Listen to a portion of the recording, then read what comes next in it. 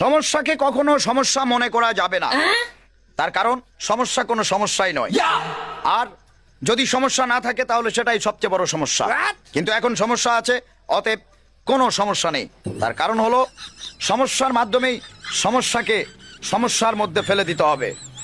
অনেক সমস্যার ভিড়ে একটি সমস্যা হলো নানামুখী সমস্যা। কিন্তু কোন রকম সমস্যায় যদি সমস্যা করতে না পারে তাহলে তো কোনো সমস্যাই নেই। আবার যদি সমস্যা এসে সমস্যাকে আবার সমস্যা করে দেয় তাহলে এটা আরো একটি সমস্যা। সমস্যা নিয়ে কোন রকম কোনো সমস্যা মনে করবেন না। সকল সমস্যায় কোনো সমস্যাই নয়, আবার কোনো সমস্যাই নয়, এটি সবচেয়ে বড় সমস্যা। সবকিছুর মূলে সমস্যা থেকেই সমস্যা, সমস্যার ভিড়েই সমস্যা।